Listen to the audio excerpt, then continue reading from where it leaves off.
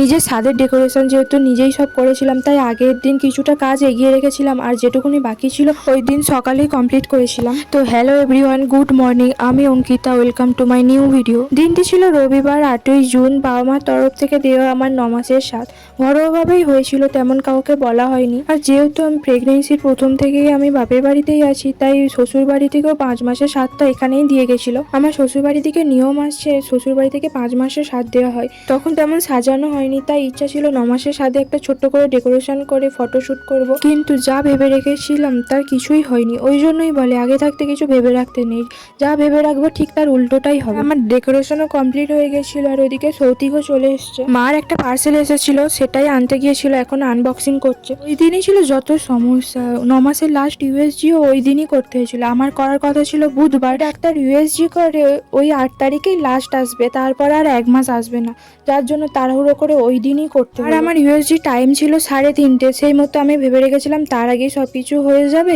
3টের দিকে বেরিয়ে পড়বো, কিন্তু সেটাও হলো না। ওই যে যেটা ভেবে রাখবো ঠিক তার উল্টোটা হবে। সৌতিক এসে বললো 3:30 যে টাইম দিয়েছিল ডাক্তার নাকি 1:30টার সময় আসবে। তখন আমি সবে ছাদের জন্য রেডি হতে বসেছিলাম। হেয়ারটা সামনের দিকে কিছুটা হয়েছে, পুরো কমপ্লিটও হয়নি। তাড়াহুড়ো করে ইউএসজি করতে যাওয়ার জন্য রেডি হতে হলো, আর এদিকে মাকে বলছিলাম যে 1 বোতল জল দিতে, আর গিয়ে দেখছিলাম যে কতটা রান্না বাকি আছে। মা বললো যে রান্না হয়েই আসছে, কিন্তু কিছু করার নেই, এসেই খেতে হবে।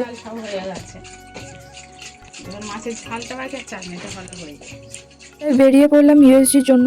বাইরে এতটা গরম ছিল, আর ওই দিন প্রচুর চড়া রোদও ছিল।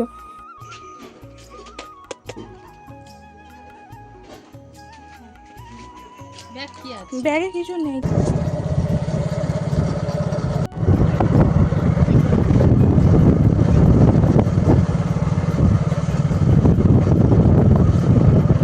কিছু নিয়েছে? হ্যাঁ, আমারটা হাতে আছে। দুজনে গল্প করতে করতে নার্সিংহোম পৌঁছে গেছিলাম। সেখানে গিয়ে জানতে পারি ডাক্তার 1:30টা নয় 2টোর সময় আসবে। শুনে তো আর খুব রাগ হচ্ছিল। তো ইউএসজি করার পর দুজনেরই মনটা খুব খারাপ হয়ে গেছিলো। এতটা টাইম লেগেছিল ইউএসজি করতে, সাধারণত এতটা টাইম লাগে না। তার উপর যেসব কোশ্চেন করছিল, যতবার ইউএসজি হয়েছে পুরোনো রিপোর্টগুলো দেখতে চাইলেন। আমরা দুজনেই ভয় পেয়ে গিয়েছিলাম যে বেবির কোনো প্রবলেম আছে নাকি, কিন্তু অ্যানোমাল স্ক্যানের রিপোর্ট তো ভালোই ছিল। বাড়ি ফিরতে 3:30 বেজে গিয়েছিল। সত্যি বলতে এতটাই মনটা খারাপ ছিল আর এতটাই টেনশন হচ্ছিল, একটু সাজতে ইচ্ছা করছিল না। তাই শাড়িটা না পরলে নয়, আর একটু জুয়েলারি পরেই বসে গিয়েছিলাম। মা আশীর্বাদ করে নিয়েছিল, এখন সৌতিক আশীর্বাদ করছে।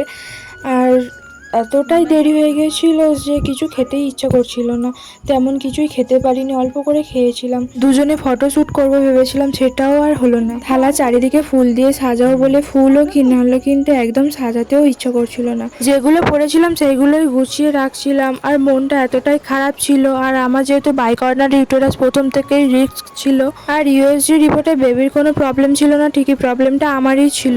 যখন তখন ব্লিডিং হতে পারে, ডেলিভারির আগেও হতে পারে কিংবা ডেলিভারির পরেও হতে পারে। আর বেবির ওয়েটও কম ছিল, আর ওয়েটটা কম থাকবে আমরা জানতাম যেহেতু আমার বাইকর্নার ইউটেরাস। এগুলো গুছিয়ে রাখার পর একটু রেস্ট নিচ্ছিলাম, যেহেতু সারাদিন জার্নি হয়েছে, একটু রেস্ট নেওয়ার টাইম পাইনি।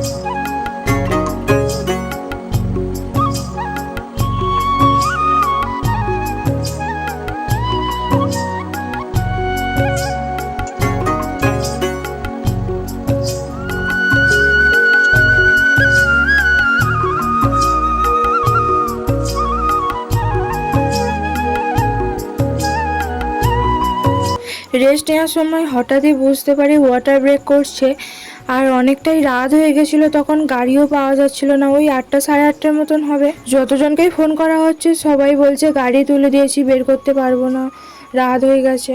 লাস্টে পাড়ার একটা কাকা ছিল, ওনার গাড়িতেই যেতে হলো। আমি যে ডাক্তারকে দেখাই উনি না, অন্য একটা গাইনোলজিস্ট ছিলেন, অন্যদের ওটি হচ্ছিল, তখন আমাকে দেখে বলে বেবির ওয়েটও এখন কম আছে আর আমার তেমন কোনো অসুবিধা হচ্ছে না, ওই জন্য কিছু আর করেনি। ওই দিন রাতটা নার্সিংহোমেই থেকে গিয়েছিলাম, যদি কোনো অসুবিধা হয় রাতে, ওই জন্যই। মার তো সকাল থেকে প্রচুর খাটুনি হয়েছে, তার উপর এত রান্না বান্না করেছে, ওনারই শরীরটা খারাপ লাগছিলো, প্রচুর মাথা যন্ত্রণা করছিল, ওই জন্য ওখানে শুয়েছিল। আর আমার যেহেতু সিঙ্গেল বেড কেবিন ছিল, ওই জন্য বসার যে সিটটা ছিল ওখানে শুয়েছিল। আর নার্স দেখে বললো ওখানে ওইভাবে শুয়ে থাকবে কেন, বলে একটা বালিশ বেডশিট দিয়ে গেছে, সঠিক ভালো করে বিছানা করে দিয়েছিল। মা নিচে লাস্টে শুলো, মা দেখে এতটা খারাপ লাগছে। আর আজকের ভিডিওটা এই পর্যন্তই।